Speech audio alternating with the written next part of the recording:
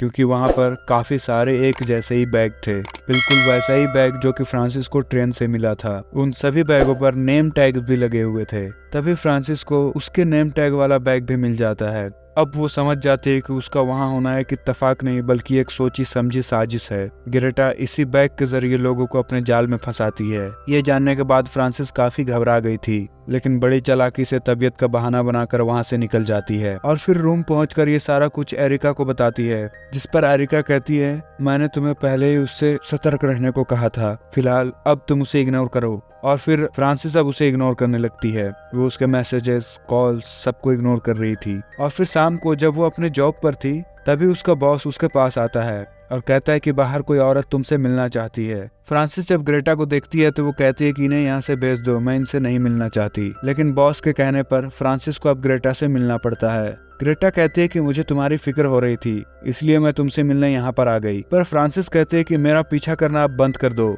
और आप मेरी मदर नहीं हो। और साथ में ये भी बताती है कि उसने उसके घर में छुपे हुए बैग्स भी देख लिए थे। और अब इस बात का ग्रेटा के पास कोई भी जवाब नहीं होता है और इसीलिए वो वहाँ से चली जाती है। लेकिन फिर भी वो सॉरी कहने के लिए फ्रांसिस के घर पर मैसेजेस, फ्लावर्स भेजते रहती है, जिसे फ्रांसिस एक्सेप्ट नहीं करती। और इसी के साथ हम ग्रेटा का दूसरा रूप देखते हैं। अगले दिन फ्रांसिस जब अपने जॉब पर थी तब वो ग्रेटा को देखकर चौंक जाती है, क्योंकि वो उसके रेस्टोरेंट के बाहर खड़े होकर उसे ही घूरे जा रही थी। और शाम होने पर वो पुलिस को अपने रेस्टोरेंट में बुलाती है, पर पुलिस वाला कहता है कि हम उसके खिलाफ कुछ भी नहीं कर सकते क्योंकि वो एक पब्लिक प्लेस पर खड़ी हुई है। अब थोड़ी देर के बाद जब फ्रांसिस देखती है कि ग्रेटा वहाँ से चली गई है तो फ्रांसिस भी अब अपने घर चली जाती है। लेकिन ग्रेटा तो उसके घर के बाहर ही खड़ी थी, जो कि उसके बालों पर च्युइंगम थूक कर उसके बाल खराब कर देती है। तब एरिका के साथ मिलकर ये दोनों उसके खिलाफ रिपोर्ट दर्ज कराते हैं। पुलिस अब रिपोर्ट तो दर्ज कर लेती है, लेकिन इस छोटी सी बात पर पुलिस ने कोई भी एक्शन नहीं लिया था।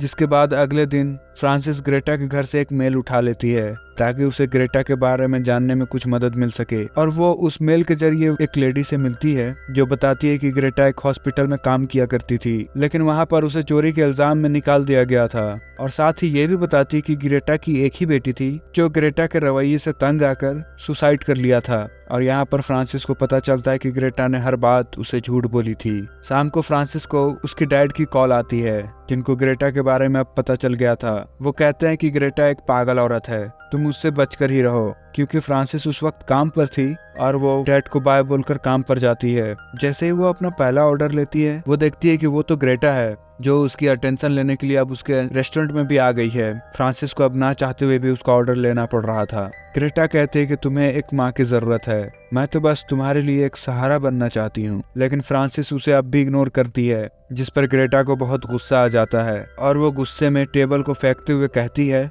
तुम्हें मेरी जरूरत है, तुम्हें मुझसे कोई अलग नहीं कर सकता। तभी उसी वक्त पुलिस भी वहाँ पर आ जाती है, जो कि अब ग्रेटा को अरेस्ट करके वहाँ से ले जाती है। चूंकि वहाँ पर बहुत बड़ा तमाशा खड़ा हो गया था, इसी वजह से फ्रांसिस को भी उसके जॉब से निकाल दिया जाता है। अगले दिन अब फ्रांसिस को पता चलता है कि पुलिस वालों ने ग्रेटा को अब रिहा कर दिया है, जिस पर फ्रांसिस अब काफी परेशान हो गई थी। इसी वजह से उससे बचने के लिए फ्रांसिस अपने डैड के पास कुछ महीनों के लिए रुकना चाहती थी। लेकिन एरिका उसे सजेशन देती है कि तुम्हारा वहाँ पर भी जाने का कोई फायदा नहीं होगा, क्योंकि दोबारा तुम्हें यहीं पर आना है और ग्रेटा तो इसी शहर में है। मेरी मानो तो तुम ग्रेटा से झूठ मूठ की माफी मांग लो और उसे बताओ कि तुम अपने डैड के पास कुछ महीनों के लिए जा रही हो और जब तक तुम वापस आओगी वो तुम्हारी जगह किसी और लड़की को ढूंढ लेगी। और फिर फ्रांसिस ऐसा ही करती है और फिर वो ग्रेटा से माफी मांग लेती है। वो उसे यकीन दिलाती है कि उन दोनों का रिलेशन पहले की तरह हो जाएगा। और फिर जब वो घर पहुंचती है तो पता चलता है कि एरिका घर में नहीं है। और फिर जब वो कॉफी बनाने के लिए माइक्रोवेव यूज करती है और जब वो कॉफी पीती है